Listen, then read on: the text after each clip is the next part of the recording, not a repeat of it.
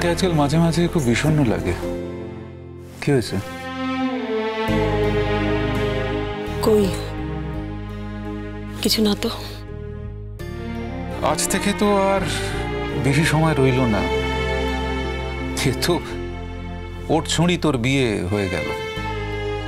আমরা যে ডেটটা ফিক্স করেছিলাম সেই ডেটটা থেকে ওরা অনেকটা এগিয়ে আনতে চাইছেন।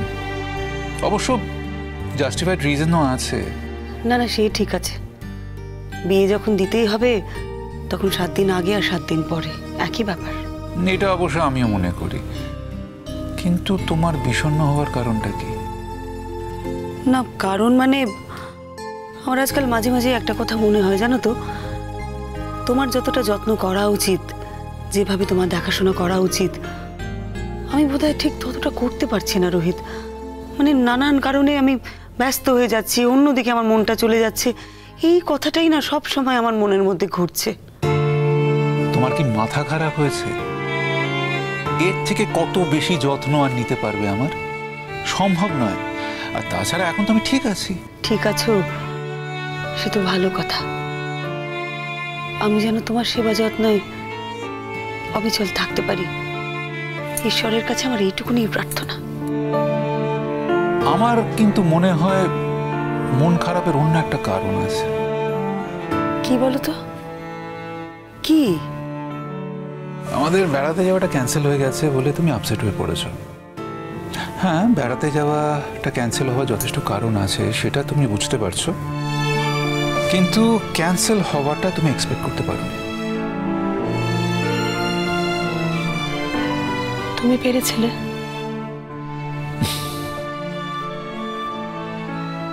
কি হলো, উত্তর দাও, হাসছো যে?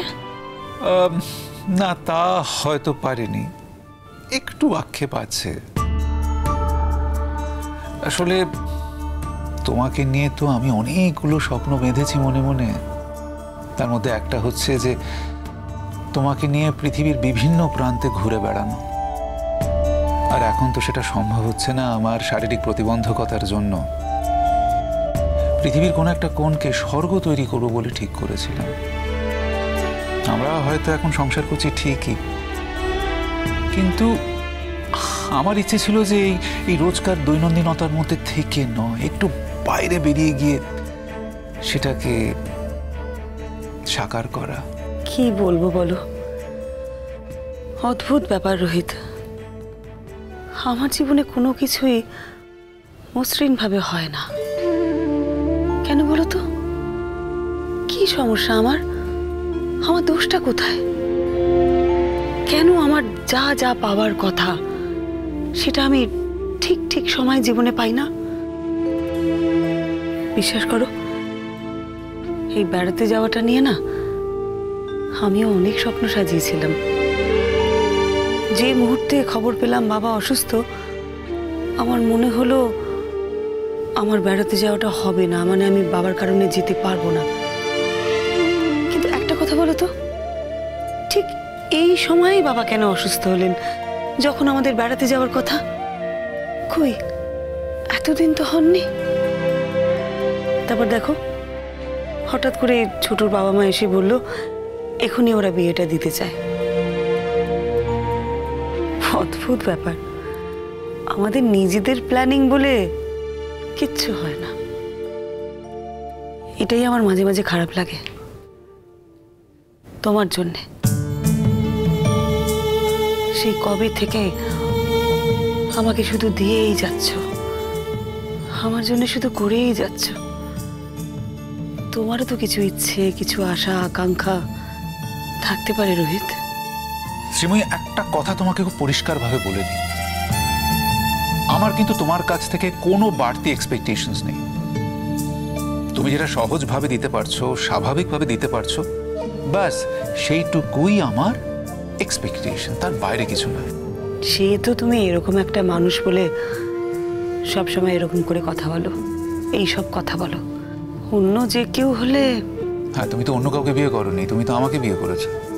জানি, তবু রোহিত আমার তো খারাপ লাগে না।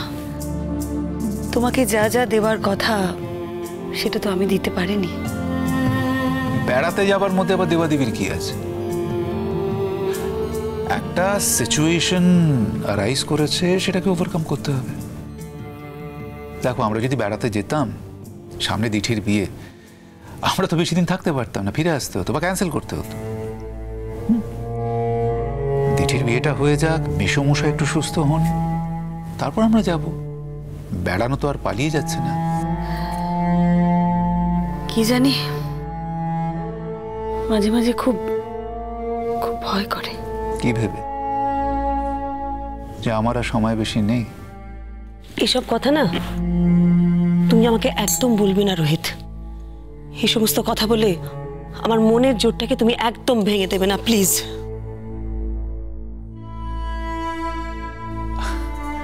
আমি কোথায় তোমার মনের জোর ভেঙে দিলাম? তুমি তো নিজেই বললে যে তোমার ভয় করছে। আমাকে তো জানতে হবে ভয়ের উৎসটা ঠিক কোথায়। শোনো রোহিত, সময়ের কাজ সময় করতে হয়। আমার জীবন দিয়ে আমি এটা শিখেছি। আমার জীবনের প্রত্যেক মুহূর্তে এই শিক্ষাই আমি পেয়েছি, তাই বলছি। শোনো শ্রীময়ী, আমাদের কিন্তু কোনোটা সময় হয়নি, অনেকটা সময় পার হয়ে আসার পর হয়েছে। এটা ধরে নাও আমাদের ভাগ্যের অংশ, আমাদের জীবনের অঙ্গ। এটা ভেবে দেখো যে এত কিছু হয়ে যাবার পরও আমরা এই বয়সে এসে একসাথে থাকতে পারছি, একসাথে সংসার বুনতে পারছি। প্রত্যেকটা সূচের ভোরে একটা শিল্প আছে, প্রত্যেকটা সূচের ভোরে একটা ফুল ফোটাচ্ছি। এটাই বা কম কিসের? ফুল কিন্তু একা ফোটে না রোহিত, ফুল ফোটাতে আরো একজনকে লাগে। হয়তো তুমি আছো বলেই ফুল ফুটছে। বেশ, তাই না হয় হলো। আমরা দুজনে মিলে এই ফুল ফোটানোর কাজে অংশ নিয়েছি, তাহলে আমাদের দুঃখ কিসের আর ভাবনাই বা কিসের? দেখো, দিঠির বিয়েটা হয়ে যাবার পর তুমি ঝাড়া হাত পা হয়ে যাবে। আমার ধারণা মেসোমশাইও অনেকটা সুস্থ হয়ে উঠবেন। তারপর না হয় আমাদের এই পোস্টপোন হয়ে যাওয়া ব্যারনটা নিয়ে আবার প্ল্যানিং শুরু করব, আবার নব উদ্যমে নেমে পড়ব। মন খারাপ করো না। না না, মন টন খারাপ আমি করি না। সারা জীবন দায় দায়িত্ব পালন করে এসেছি। সংসারের দায়িত্ব আমায় কোনোদিন ছাড়বে না রোহিত। আমি কোনোদিন দায়িত্ব থেকে ছাড়া পাবো না। সারা জীবন দায়িত্ব আমার থেকেই যাবে। তুমি দেখো, এই একটা শেষ হবে, আবার কোনো না কোনো কিছুতে আমি ঠিক আটকে যাব। সংসার থেকে আমার ছুটি নেই। বেশ, তুমি যদি আটকেও যাও, আমি কথা দিচ্ছি তোমাকে সেই নাগপাশ থেকে আমি মুক্ত করব। ঠিক তোমাকে আমি টেনে তুলে বার করব, কথা দিলাম। মিলিয়ে নিও। ঠিক করে বলো তো রোহিত, তুমি ভালো আছো তো? আমি first class, super fine, could be better. মাঝে মাঝে আমার মনে হয় যে আমার বোধহয় কিছুই হয়নি, ডাক্তাররা বোধহয় ভুল করে ফেলেছিল, না হলে এত সুস্থ কি করে বোধ করব? ব্যাস, বেশি বলার দরকার নেই, নজর লেগে যাবে। আচ্ছা, এরকম করে বললেও তোমার টেনশন? তোমাকে নিয়ে তোর পারা গেল না। কি জানি আমার কি হয়েছে, আমার আজকাল সব কিছুতেই খুব টেনশন হয় রোহিত। বুঝেছি, তোমার হঠাৎ মনে পড়ে গেল না ওই কথাটা, যে প্রদীপ নেভার আগে দপ করে জ্বলে ওঠে। কি বললে?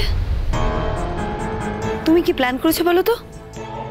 তুমি কি আজ সারাদিন ধরে এই সমস্ত কথা আমাকে বলবে আর আমার টেনশন আরো বাড়িয়ে যাবে সমানে? এটাই প্ল্যান করেছো তুমি? না, তা নয়, কিন্তু তুমি মনে মনে নিশ্চয়ই সেই কথাটা ভেবেছো, না হলে এত বিষণ্ণ হয়ে আছো কেন? না, আমি মোটেই এসব ভাবিনি। কেন আমি এসব কথা ভাবতে যাব? তুমি তো ভালো আছো, সুস্থ আছো, তুমি একটা ভালো সুস্থ মানুষ। বেশ, তাহলে আমার ভুল হয়ে গেছে। আমি একটা এক্সাম্পল দিয়েছি মাত্র, এটা আমার করা উচিত হয়নি। আর কোনো ভালো কথা তোমার মনে আসছে না, তাই না? আর কোনো ভালো এক্সাম্পল তুমি দিতে পারছো না। বললাম তো সরি, আর বলবো না। আচ্ছা শোন, একটা কথা বলি তোমাকে। দিঠির বিয়েতে দিঠিকে তো খুব সুন্দরভাবে সাজাবে, কিন্তু এটা মাথায় রাখবে যে এটা কিন্তু দিঠির মায়ের শেষ কাজ। অতএব দিঠির মাকেও কিন্তু খুব সুন্দরভাবে সাজতে হবে। ইনফ্যাক্ট আমি দিঠির মাকে খুব সুন্দরভাবে সাজাবো।